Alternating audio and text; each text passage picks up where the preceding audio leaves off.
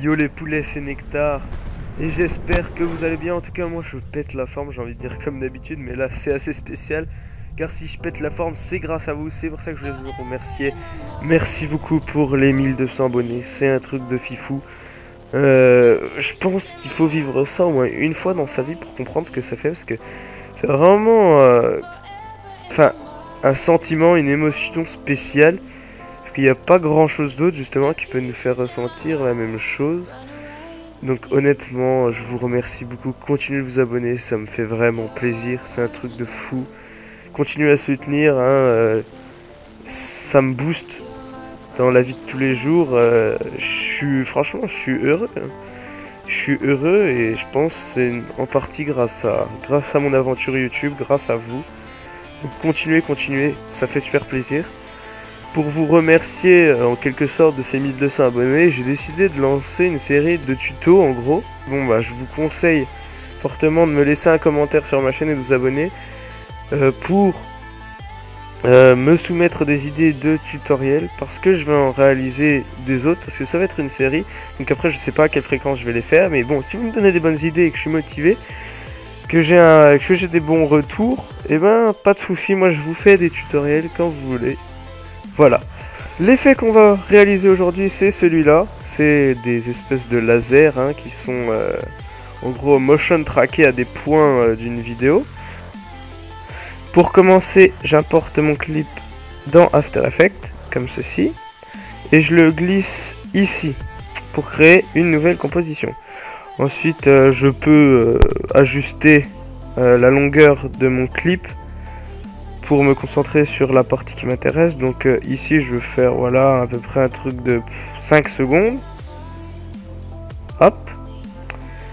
Et comme mon clip maintenant fait 5 secondes, j'ajuste ma composition comme ceci à 5 secondes à peu près. Nickel. Ensuite je me replace à la première image. J'ouvre un calque et je crée un objet nul. Alors on va tout de suite renommer cet objet nul. On va l'appeler point. Voilà. Point 1. Donc s'il y a un point 1, logiquement il va y avoir un point 2. Donc ce qu'on fait pour avoir un deuxième objet nul, on fait CTRL D. Voilà. Donc là ça a créé automatiquement point 2. Donc j'ai dupliqué mon objet nul. Donc je prends le premier. Et le premier objet nul, en gros, c'est l'objet nul qui traquera la position de notre petite LED verte, ici. Et le point 2 sera l'objet nul qui traquera la position de l'angle de cette espèce de balcon. Donc comme dans ma vidéo, en fait, hein, il y a un laser, en gros, qui se positionne entre la petite LED verte ici et l'angle du balcon.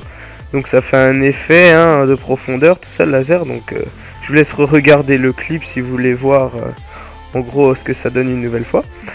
Donc maintenant ce que je vais faire, c'est que je vais prendre ces deux points en faisant CTRL, je clique sur un point, CTRL, je clique sur le deuxième point. Et après j'appuie sur P. Donc là ça ouvre la position des deux objets nuls. Ce que je fais, c'est que je clique sur un des deux chronomètres ici et ça va activer les deux chronomètres. Maintenant, je clique autre part afin de désélectionner les deux points. Ce que je fais, c'est que je vais d'abord m'occuper de la position du point numéro 1, en gros de la LED. Donc ici, je zoome sur la LED. Pour être plus précis, je vous conseille de mettre la qualité en intégrale, comme ceci. Et vous vous déplacez dans l'espace. Donc ce qu'on va faire, c'est qu'on va se mettre à la dernière, enfin près de la fin, comme ceci. On va déplacer notre objet nul sur la LED. Et maintenant, on se met au milieu ici. Voilà, on repositionne à peu près. Après, on se remet au milieu ici, comme ça. Et en fait, ça permet d'avancer plus vite, en gros, dans la position des points, comme ceci. Donc, je vais pas faire quelque chose de très précis hein, pour ce tutoriel. Car pour une question de temps, il faut que je me dépêche. Donc je vais pas mettre beaucoup de points. Mais voilà, je vais quand même essayer d'en mettre un minimum. Donc voilà, j'en ai quelques-uns. Et là, ce qu'on remarque, c'est que quand on désélecte et qu'on se déplace dans le temps. Bon, ici, il faudrait faire un rendu. mais bon, on s'en rend compte quand même, c'est que notre objet nul suit la position de la lettre verte maintenant. Donc c'est parfait. Maintenant, ce qu'on fait, on fait exactement la même chose avec le point numéro 2. Voilà. Hop. On le remet dans le coin du balcon. Bon, après, vous le mettez à l'endroit où vous voulez. Ça dépend de votre vidéo et de ce que vous voulez faire. Voilà, donc je positionne mes points. Bon, là, c'est à peu près bon. Bon, comme le point numéro 2 est plus en profondeur par rapport au premier point, il est moins en mouvement, donc c'est plus facile à traquer. Hein. Hop, nickel. Donc là, on a nos deux objets nuls qui traquent la position en gros des bases de notre laser. Donc maintenant, il ne reste plus qu'à créer notre laser. Donc pour créer un laser, en fait, c'est tout simple. Il suffit de créer un calque et un solide. Donc le solide, on l'appelle laser. Hop, nickel. Voilà, une fois qu'on a notre laser, on va dans Effets, Génération. On choisit faisceau. Donc là, ça nous crée notre laser, c'est nickel.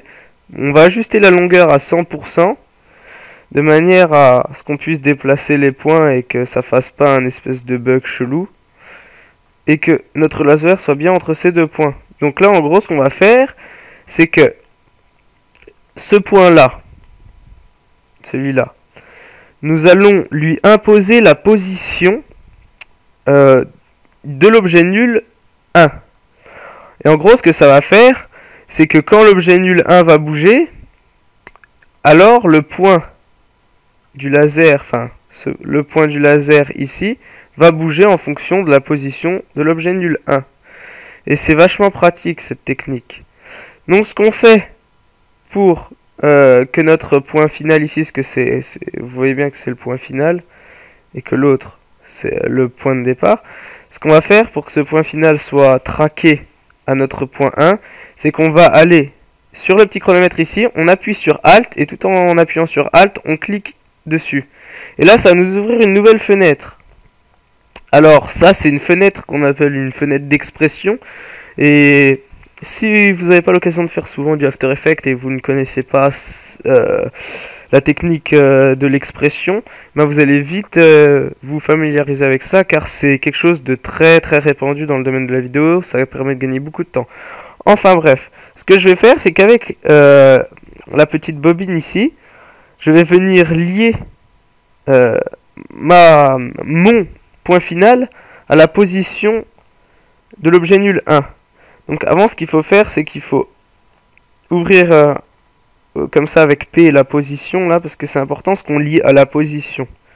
Hop, donc je fais comme ceci, et là j'ai bien lié la position de mon point d'arrivée, enfin de mon point final, à la position de l'objet nul 1. Donc ce qu'on remarque, c'est que voilà, au cours du temps, excusez-moi, mon micro bug, je suis vraiment désolé. Là, au cours du temps, la position du point d'arrivée bouge en même temps. C'est nickel. Maintenant, on n'a plus qu'à faire ça avec le point de départ et le lier avec le point 2. Hop, je vais sur le... Oh là, j'ai fait un bug. Hop, je reviens en arrière. Excusez-moi. Je vais ici sur le point de départ, je fais Alt et je clique. Et pareil, je prends la petite bobine, sauf que cette fois, je la lie au point 2. Et maintenant, on remarque que c'est traqué parfaitement. Donc, j'aurais pu être plus précis, ce qu'on voit ici, hein, par exemple, que je suis pas exactement là où il faut, mais ce que vous faites dans ces cas-là, c'est tout simple, hein, vous ajustez, hop, vous prenez votre point 1, et vous avez juste à ajuster. Super. Donc, pour avoir un peu plus de fluidité, ce que je vous conseille, c'est de cliquer là-dessus, hein, l'outil flou de mouvement. Vous cliquez sur Option Mode, et vous en mettez partout, hein, comme ça au moins vous êtes sûr de rien oublier. Et bon là, en général, vous pouvez gagner de la fluidité dans les mouvements. Bon là, comme notre laser ne bouge pas très vite, on voit rien, mais bon, c'est pas grave. Enfin, on voit pas vraiment de différence. Maintenant, ce qu'on va faire, c'est qu'on va rendre notre laser un peu plus réaliste. Donc ce qu'on va faire, c'est qu'on crée un nouveau calque en tant que solide. Ce solide, on l'appelle Optical Hop, optical flare. Donc les optical flare, je ne sais pas si vous connaissez, mais en gros c'est un plugin que vous pouvez télécharger sur internet, que vous pouvez trouver sur internet. Il est payant, mais bon, voilà. Vous pouvez les trouver gratuitement sur internet. Je vous laisse trouver ça. Donc si vous l'avez, c'est très bien. Vous descendez, hop, dans Video Copilot et vous sélectionnez optical flare. Donc là, vous attendez que le plugin charge. Nickel. Et là, ça vous crée un optical flare par défaut. Donc là, on va pas s'emmerder à tout custom. Hein. Enfin, on va pas s'emmerder à tout modifier l'optical flare. Ce qu'on va faire, c'est qu'on va juste cliquer sur Options. Et pour une question de style, on va rajouter une lens texture. Ici, on va prendre Dirty ou Dodgy, peu importe. Voilà, on va prendre Dirty. Bon, c'est celui que tout le monde utilise. Voilà, on clique sur OK ou on quitte. Et là, vous voyez que ça met des textures, ça met une texture de saleté. Donc vous verrez que ça passera mieux au render final. Ici sur le render mode ou mode de rendu si vous préférez, vous cliquez et vous mettez on transparent. Excusez-moi pour mon accent de merde. Et là vous voyez que ça vous crée votre optical flare sur votre... Enfin, en gros en mode transparence, en gros sur votre vidéo ou sur n'importe quel autre objet de votre composition. Et là ce qu'on veut c'est qu'ils viennent à l'endroit de la LED ici, hein, pour couvrir un peu la transition moche qu'on a entre le laser et la LED verte. Donc pour cela, ce qu'on fait, c'est que on clique sur position XY, ici, donc c'est la position du flare, hein. Et pareil, on fait Alt, on clique en même temps, on prend la petite bobine, on descend ici. Ah merde, j'ai encore oublié d'ouvrir le truc position. Hop, vous n'oubliez pas d'ouvrir le menu de position ici, hein, important. Et vous glissez votre bobine, vous la liez à la position de l'objet nul 1. Hop, nickel, maintenant c'est sur la LED. Donc là vous voyez que c'est encore un peu dégueulasse au niveau des couleurs, hein, ça fait des trucs bizarres. Donc pour modifier ça en fait c'est tout simple, hein. Vous allez dans, ici, option mode, vous cliquez. Et ça va vous ouvrir ceci, là. Donc vous allez avoir cette interface là. Donc si vous n'avez pas ça, vous recliquez une fois, hein. Et vous cliquez sur normal. Et vous mettez addition. Et là vous voyez que ça fait un truc plus lumineux. Ça rend mieux. Vous verrez que ça rend mieux au niveau des couleurs. Les couleurs, ensuite, grâce à ça, elles se mêlent mieux en gros. Enfin, ça fait un meilleur mélange. Vous dupliquez votre optical flare pour le deuxième point. Pour le point du fond maintenant. Et ce que vous faites, c'est que vous décochez... Enfin, vous appuyez sur Alt, comme ça, pour enlever l'expression. Et pour pouvoir la modifier et vous recommencer, comme ça vous pouvez bien la mettre sur l'objet nul 2. Hop, vous liez à la position, vous cliquez et là, nickel, ça s'est mis sur l'angle du balcon, en gros à la position de l'objet nul 2.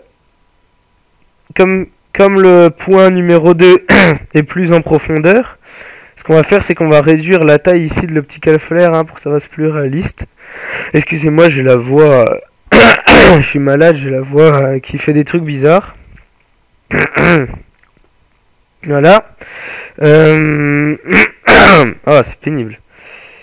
Maintenant, je vais juste ajuster la couleur du laser, parce qu'elle n'est pas très en accord avec les optical flare et puis les couleurs de la vidéo.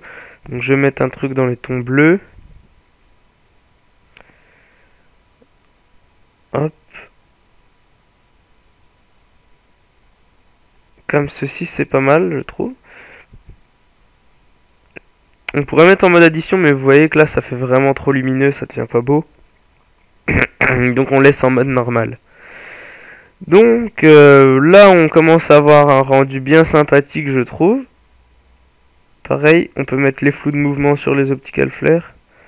Ah non, ça fait un truc bizarre. Mauvaise idée en fait. Oubliez ce que je viens de dire. Vous voyez qu'on a notre track qui est plutôt pas mal, mais moi personnellement j'aime bien rajouter un petit truc en plus. En fait c'est pour rendre le laser plus réaliste, c'est à dire que je veux qu'il y ait des endroits où en gros il soit troué, enfin que il soit pas visible partout. Donc pour faire ça on va utiliser une technique simple. En gros on crée une nouvelle composition, On va dans calque. On crée un solide. On va l'appeler fractal. Hop. Vous allez comprendre pourquoi. Effet. Bruit et grain.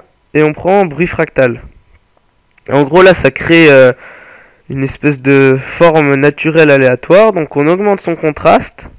Comme ceci. Bon allez on va le mettre à 250.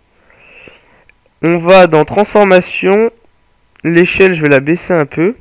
Donc vous allez comprendre à quoi ça sert en fait. Hein. Tout ça vous allez comprendre tout seul normalement. Ouais je vais mettre 65.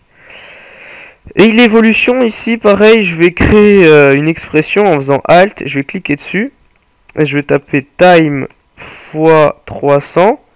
Et en gros ça permet d'animer quelque chose de manière constante. C'est-à-dire que votre composition elle pourra faire 4 heures. Vous n'aurez pas besoin de mettre des clés d'animation. Vous avez juste à mettre time fois et vous choisissez une valeur. En gros, plus la valeur est grande, plus l'animation va se faire rapidement. Donc là je prends 300. Hop. Nickel. Donc là vous voyez que le bruit fractal est animé. Maintenant ce que je vais faire c'est que ma composition 1, je vais la prendre et je vais la glisser en dessous des optical flares. Parce que je veux pas que les optical flares soient soumis en gros à ce calque. Enfin à l'effet de ce calque. Pareil je vais juste renommer la composition. Je vais l'appeler comp fractal. Très important hein, de renommer tout le temps ces compositions. Ça permet de s'y retrouver plus facilement. Hein. Et maintenant ce que je cherche c'est que il faut absolument que cette composition soit juste au-dessus du laser. Très important. Parce que quand vous allez cliquer sur option mode ici et que vous allez aller sur le laser ici sur aucun, en fait il va vous proposer 4 effets. En gros l'alpha et après le nom de la composition. Donc là c'était comme fractal. L'alpha inversé, la luminance et la luminance inversée. Donc ça, je pourrais vous expliquer parce que je sais ce que c'est, mais je pense que ça risque de faire durer trop longtemps le tutoriel, donc je vais pas aller dans le détail. Donc ici, cliquez sur l'ombre excusez-moi, j'ai bugué, sur luminescence fractale. Et en gros, ce que ça va faire, c'est que le laser, la composition du laser, elle va utiliser les pixels lumineux de la composition fractale. Et ces pixels lumineux de la composition fractale vont être ceux qui éclairent le laser. Donc c'est un peu compliqué, mais vous allez voir que quand je vais bouger, voilà, je vais avoir des trous qui vont se modifier. En gros, c'est parce que j'ai animé mon fractal. Et donc les trous seront aux endroits où le fractal est sombre, tout simplement. Et là où on verra le laser, c'est les endroits où le fractal est clair. C'est ça la luminance. Donc vous pouvez inverser la luminance. En gros ça va être l'inverse. Ça va prendre les pixels noirs comme les pixels qui doivent être éclairés et inversement. Donc là vous voyez, il vaut mieux prendre dans l'autre sens. Dans l'autre sens en gros ce sont les pixels noirs là qui servent de point de référence à éclairer en gros. Donc c'est un petit peu compliqué à expliquer. Je m'en excuse si je m'exprime mal. Mais vous allez comprendre par vous-même. Normalement. J'espère en tout cas. Voilà, important de sauvegarder aussi. Hein. Bon là je vais mettre tuto spécial 1200. Abonné. Voilà. Special.